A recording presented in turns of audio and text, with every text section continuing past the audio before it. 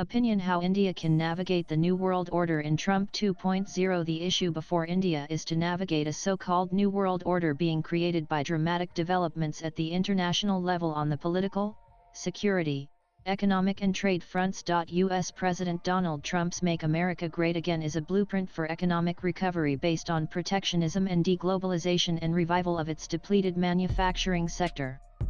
As the world's largest economy, the biggest consumption market, with huge capital resources, controlling the global financial system through the dollar as the world's reserve currency, Trump has cards to play, however disputable the results of his policy choices may turn out to be. With his decision to use tariffs against virtually all countries, including allies, in order to reduce America's yawning trade deficit and bring manufacturing back home in pursuit of bettering the economic future of America's middle class and creating more employment opportunities for the American worker, Trump has upended the existing rules-based international order incarnated by the WTO, an organization that has evolved from GATT under U.S. impulsion. At the end of the day, it has most often been economic rivalry, the search for markets, control over resources that has been the source of wars and conflicts historically. While an actual military conflict may not result from the unilateral moves by Trump on the trade front, the danger of his use of the tariff lever to browbeat his allies, partners, and adversaries alike could trigger trade wars between the major centers of economic power, with major consequences that could include lower global growth, economic recession, economic distress across countries, rise in poverty levels, and so on. The developing countries will particularly suffer, with, for instance, the attaining of UN-approved SDG goals by 2030, whose implementation has already lagged, getting delayed further. Trump has not only walked out of the Paris Climate Change Agreement, but his strategy for America's energy security also involves boosting domestically produced oil and gas as well as coal usage, which threatens to derail the agenda of decarbonization of the global economy. At the international level, the core developing country agenda at climate change negotiations to access technology and fund transfers from the developed world for attaining mitigation and adaptation goals will also get derailed. Multilateralism has already been faced with such a crisis that the UNGA devoted a special session 78th in September 2023 to reform of multilateralism. Trump is striking a further blow at multilateralism by also walking out of the WHO and the UN Human Rights Commission. He had walked out of the Iran nuclear agreement in his first tenure and is now threatening Iran, seen as politically and militarily weakened with the decimation of Hamas and Hezbollah and the ouster of Bashar al-Assad from Syria, with potential military action driven by Israeli security interests. With Trump imposing high tariffs on the EU and the EU threatening retaliatory tariffs, engaging Russia on Ukraine without involving Europe, openly interfering in European domestic politics, especially in Germany, the UK, and France in favor of right-wing parties, pressuring Europe to raise their defense budgets and ease the burden on the US to provide security to Europe under the NATO umbrella, not to mention the dismissive approach to Canada. The G7 itself will come under strain. The G20 platform that brought together the most developed and emerging developing countries to address issues of global interest collectively is coming under pressure, with the US not attending the G20 Foreign Ministers' Conference in South Africa. Whether Trump will attend the G20 summit is moot. The US is slated to take over the G20 presidency after South Africa, which casts a shadow on its functioning in the future. It is most likely that the thrust given to the G20 agenda, especially by India, to give priority to the concerns and priorities of the Global South will lose steam. Already, the US thinks that the G20 agenda is DEI diversity, equity, inclusion inspired, and this is an organizational framework that the Trump administration is deeply opposed to. The US under Trump is going back to 19th century power politics, with his claims to Greenland, disputing Canada's independent status, renaming the Gulf of Mexico, reclaiming the Panama Canal, etc. Trump has already threatened BRICS, saying he will impose 100% tariffs if any country Indiana BRICS moves towards de-dollarization. U.S. Commerce Secretary Lutnick at the Raisina Dialogue in March 2025 spoke negatively about India's BRICS membership. The so-called New World Order is emerging because of China's spectacular economic rise. China's domination of global manufacturing and control over critical supply chains, its status as the largest exporter and now making remarkable strides in advanced technology and innovation is a challenge that India too faces, along with the West in general. Even as China is a security threat to India on our border, in our neighborhood as well as in the seas around us, we have to engage China nonetheless. We have not closed our doors to China, are engaging it at high political and military levels and continue our trade ties with it to the point that it is today our biggest or second biggest partner in trade in goods as an individual country, with bilateral trade reaching over 130 billion.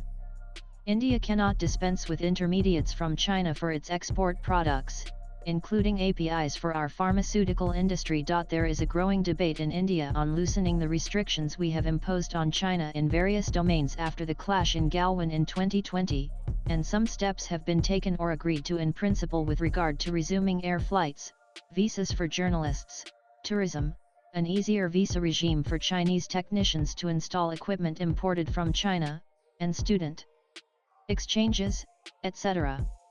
This pragmatic approach is also backed by a security approach involving cooperation with the US and others to deter China, such as our membership of the Quad, our support for the Indo-Pacific concept, the Malabar exercises, and so on. We have to consider the fact that we cannot control the future trajectory of US-China ties. Whether they become better or worse, we should not become hostage to US policies towards China. The US and China are confronting each other in the Western Pacific, and the Taiwan issue is fraught with danger. If there is a rollback of US power, it will be in this region, and hence the stakes for the US are very high. The US would want to deter China but also avoid a military conflict. Their economies have become very intertwined. The tariffs imposed by Trump on China and China's retaliation create huge uncertainties. A trade war between the world's largest economies is fraught with great danger. We should, therefore, maintain some independence in our policies towards China.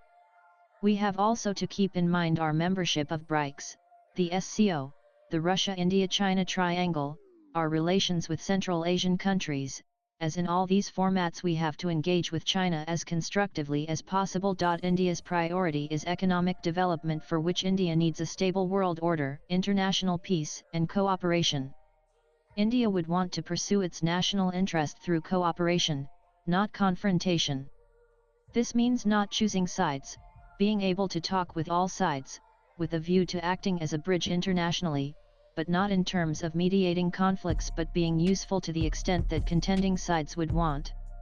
Any peacemaking has to be under the UN umbrella. We have to preserve our strategic autonomy to the extent possible, though no country in a globalized system that is based on interdependence can maintain full strategic autonomy. This autonomy is also anchored in our becoming the voice of the Global South, our strategic partnerships with a score of countries based on working on shared bilateral interests on a longer-term basis. As part of our strategic autonomy, preserving our ties with Russia remains a priority, even as we expand our relations with the US. Our common interests with Russia include a stable, peaceful, multipolar world, an effective UN and a multilateral system, opposition to unipolarity, a more equal global system, respect for diversity, working together in BRICS and the SCO. It also includes opposition to a policy of imposing sanctions and of weaponizing the US dollar.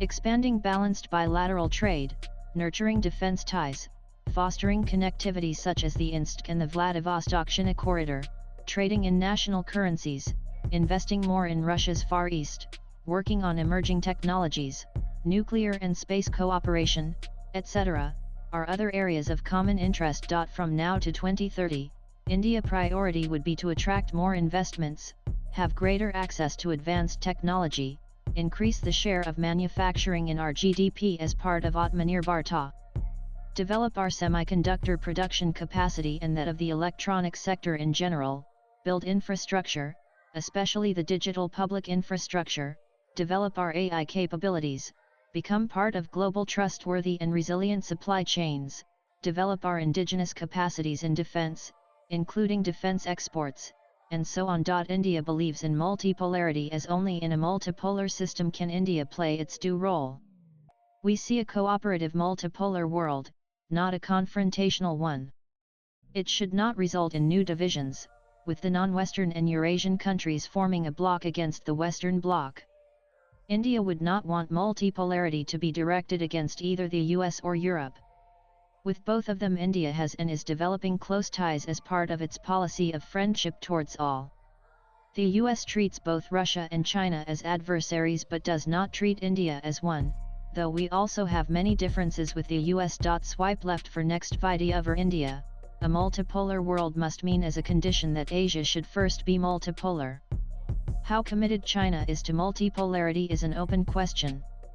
Does it really want a G2 eventually, given that on broad parameters it is becoming a peer power of the US? Gunwale Sibal is a former Indian Foreign Secretary. He was India's ambassador to Turkey, Egypt, France, and Russia.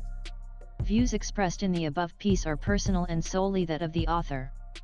They do not necessarily reflect NEWS18's views. Latest blogs.